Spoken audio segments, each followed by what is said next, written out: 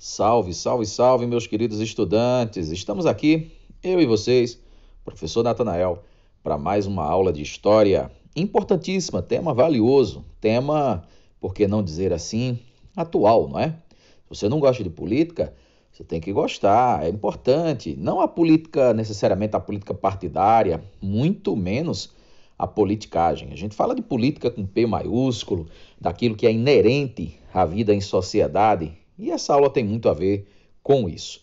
É o populismo na América Latina e no Brasil, um fenômeno que surgiu ali nos anos 30 do século passado, se estendeu pelas décadas de 40, 50, tendo seu ocaso, sua derrocada, seu declínio na década de 60, mas também ressurgindo tempos depois, principalmente já no século 21. Bom, vamos falar um pouquinho sobre o populismo, as figuras mais importantes do populismo aqui na América Latina, sem deixar de fora o nosso país. Tá legal? Então me acompanha nessa aula, vai valer muito a pena. As características gerais, vou fazer aquele passeio, aquela abordagem assim holística, né, geral sobre o tema, para que a gente possa se apropriar de alguns elementos conceituais elementares, depois partir para pontos mais específicos. As características gerais, líderes carismáticos, paternalistas, o controle dos movimentos sociais, a incorporação das classes médias e populares por meio de concessões parciais. Bom, em linhas gerais, claro que em cada país, Bolívia, Equador, Argentina, Brasil, nós tivemos México, né?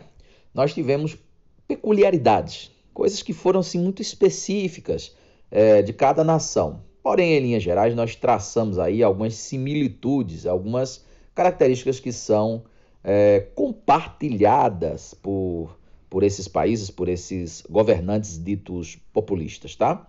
Então, em geral, esses líderes eles têm grande carisma, grande poder de persuasão, grande influência junto às massas. A gente vai falar um pouco mais sobre isso, não somente entre as massas, mas ele tem também todo um trato agradável ou considerado agradável para a burguesia local, sem esquecer da classe média com afagos, de maneira que ele se equilibra aí nessa corda bamba do poder de forma habilidosa. No entanto, ele contraria, em linhas gerais, interesses internacionais do grande capital, e a gente vai falar sobre isso. O árbitro de conflitos entre velhos e novos integrantes, né? As antigas oligarquias, as classes médias emergentes, as camadas populares, como eu disse, é esse jogo de equilíbrio aí, um morde-a-sopra danado. Vou citar alguns exemplos para vocês. Da mesma forma que o líder carismático, por exemplo, vinha a proibir o direito de greve, né, só para citar um exemplo assim bastante elementar, ele tinha um controle sobre os sindicatos, sobre a classe trabalhadora. Então, ao você proibir o direito de greve, você obviamente afaga a burguesia, né? Nenhum burguês, nenhum dono de fábrica, de indústria, de comércio vai querer a sua empresa fechada, os funcionários na rua pleiteando aumento de salário, melhores condições de trabalho. Então, quando você proíbe greve, quando você controla os sindicatos e monopoliza essa parte, você afaga a burguesia. No entanto, quando você concede leis trabalhistas que vêm a beneficiar o proletariado, você afaga, você ali acalenta a classe trabalhadora. É o típico morde-a-sopra, como eu já disse, né? Agrada um por um lado, desagrada o outro por outro lado, mas ali na frente você dá um benefício a quem você desagradou e vai por aí se equilibrando nessa corda bamba do poder. Como exemplos, aqui na América Latina, vocês podem constatar aqui o nosso Getúlio, o grande célebre Lázaro Cárdenas lá no México, Juan Domingos Perón na Argentina, é um personagem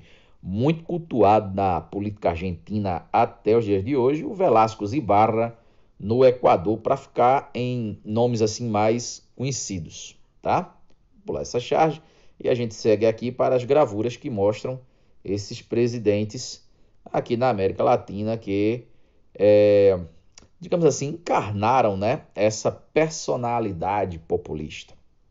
O Getúlio, a sua característica, a sua vertente, assim, a sua última faceta, a sua última passagem no governo brasileiro, que se dá entre 1951 e 54, que culmina com seu suicídio, ele tenta aplicar algumas coisas que ele havia colocado ali entre 30 e 45 na chamada Era Vargas, só que é um momento em que o Brasil já vivia uma fase de redemocratização, pós-Segunda Guerra Mundial, acabou sendo engolfado por uma série de levantes, tanto populares quanto de militares, quanto do capital externo, quanto da própria burguesia local. E devido a essas pressões, que realmente cabe uma aula à parte sobre isso, terminou o chamado pai dos pobres, não é?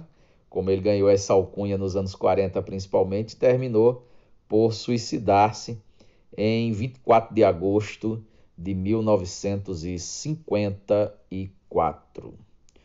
Perón, um dos grandes expoentes do populismo latino-americano e, sem dúvida alguma, um grande personagem da política portenha, da política argentina, sobretudo no século XX. A partir de 43, Perón começa a se destacar na política, foi ministro do Trabalho, foi ministro da Guerra, e depois ele governa durante alguns anos lá na Argentina e encabeçou, inclusive, essa faceta de dominação dos sindicatos. É importante citar essa característica do líder populista. Ele se comunicava com as massas, Vargas fazia isso também. Ele se comunicava com as massas, com o proletariado, com o povo, vamos colocar essa expressão, diretamente, sem a intermediação dos partidos. Então, o que é que se julgava com esse tipo de comportamento? Os líderes partidários entendiam que o camarada estava ali propenso a dar golpe de Estado, e temiam bastante esse envolvimento da massa na política, a perpetuação no poder. De fato, isso acontecia. Quer dizer, sem abandonar os partidos políticos, mas não fazendo uso deles para se chegar até o trabalhador, até as massas, o líder populista sempre criava um mecanismo para ter essa ligação direta com o povo, e isso era considerado pelos líderes políticos opositores como algo extremamente negativo. Vargas, por exemplo, criou o programa de rádio, que ainda hoje existe com muitas diferenças, né? Com a mudança que o tempo se fez necessário, que é a Hora do Brasil, hoje a Voz do Brasil, para conversar com seus eleitores diretamente, sem a intermediação das instituições. O Cárdenas, o Lázaro Cárdenas, integrante do Partido Revolucionário Institucional, um partido muito forte lá no México até os dias de hoje, entre 1929 e o ano 2000, o partido praticamente monopolizou o poder lá no México. Outra característica, e aqui a gente percebe com o governo do Cárdenas, questão da reforma agrária, leis trabalhistas, Vargas fez isso também por aqui, e cargos públicos a dirigentes das centrais trabalhadoras, das chamadas centrais sindicais, como a gente nomenclatura aqui no Brasil. Fato é que as grandes potências internacionais, principalmente os Estados Unidos, enxergavam com bastante preocupação a ascensão desses líderes aqui na América Latina, principalmente sobre o fato de que eles vão incorporar assim, tendências nacionalistas, não é? Tendências de perpetuação do poder, tendências de empoderamento, não gosto muito dessa palavra, mas talvez seja mais indicada aqui para a gente entender esse contexto, empoderamento da classe trabalhadora, e obviamente isso diminui a margem de manobra, de controle, de dominação dos grandes oligopólios internacionais, que passavam então a conspirar contra esses líderes, tanto que eles foram tirados do poder, cada um na sua nação, né, através de golpes de Estado, ou perpetrados pelo próprio Poder Judiciário local, ou pelas Forças Armadas locais, ou ainda levantes que tiveram a participação direta ou indireta dos Estados Unidos da América. Bom, populismo aqui na América do Sul é um fenômeno muito comum, como já disse, ressurgindo no século XX, e não é só nos países que eu citei, México, né, Argentina, Brasil, mas se espalhando também por outras nações, como, por exemplo, o Chile, o Peru e assim por diante. Algumas dessas características aqui peculiares. Ó, governos comandados por polícias de muito carisma, a gente já falou, né? Liderança popular, apoio de diferentes segmentos das classes sociais. A gente já falou dessa faceta de conciliação que os líderes populistas possuíam. E essa característica eu considero bastante importante no contexto da sua derrocada, o nacionalismo. Em tempos de Guerra Fria, é importante citar, principalmente no acirramento da Guerra Fria nos anos 60, tá? Onde a gente vai ter eventos aí internacionais como a crise dos mísseis de Cuba, como o atentado, melhor dizendo, a invasão da Baía dos Porcos, e as guerras na Coreia, quer dizer, a guerra do Vietnã. Nós vamos ter um contexto internacional de acirramento da Guerra Fria e, consequentemente, a América Latina não passa despercebido, né? Apesar dos líderes populistas não serem comunistas, socialistas, anarquistas, longe disso, muito longe disso, mas tinha um viés nacionalista, isso aqui apavorava, não é? O grande capital estrangeiro, exatamente pela possibilidade de não ter a dominação, o controle efetivo sobre as massas, sobre o capital, sobre o trabalho, sobre a riqueza dessas nações.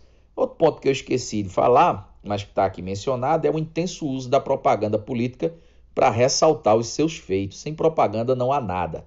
Sem propaganda nada existirá. Sem propaganda ninguém ficará sabendo do que você fez, e os líderes populistas sabiam disso, investiam nisso. Aqui a gente tem algumas peculiaridades do modelo argentino, né, do peronismo. Perón acabou sendo deposto aqui em 74, a última passagem dele no poder, mergulhando então a Argentina depois de um breve governo da esposa dele, a Isabelita Perón, mergulhando a Argentina ali numa ditadura militar extremamente cruel. Durou pouco tempo, mas foi extremamente sangrenta, né? Com resquícios ali não totalmente resolvidos até os dias de hoje. Bom, o trabalhismo ele foi bem peculiar aqui, principalmente no varguismo, tá? Mas extensivo também a Perón, a outros líderes carismáticos aqui da América Latina. Sobre Vargas, como já falei, é muito importante você contextualizar para entender essa figura política de grande vulto na história do Brasil. É importante você estudá-lo desde os anos 30, né? Desde sua ascensão no poder com a chamada Revolução de 30, o golpe de Estado, né? Ali em outubro, novembro de 1930, até o seu suicídio em 54. Então são 18 anos no poder, muita coisa aconteceu e, obviamente, você se apropriando desse conhecimento, você consegue entender bem o trabalhismo varguista, o nacionalismo varguista, sua inserção dentro dessa ideia da política populista, na qual os historiadores o classificam. Aqui tem alguma menção sobre o peronismo e a Guerra Fria, né? Obviamente isso se acirra nos anos 60 e vai culminar com a própria derrocada do populismo, não só na Argentina, no Brasil, em boa parte da América Latina, só vindo a ressurgir com o chavismo, o kitcherismo, o lulismo, já no século XXI, no começo do século XXI. Bom, então, rápida passagem aqui sobre esses pontos, tá? Para a gente finalizar a aula de hoje, em linhas gerais, é só um esboço assim rápido do que é o populismo, suas ideias centrais e vamos dizer assim, dos resquícios que nós ainda podemos perceber na política latino-americana até os dias de hoje. Valeu, galera. Um abraço para vocês e até a próxima.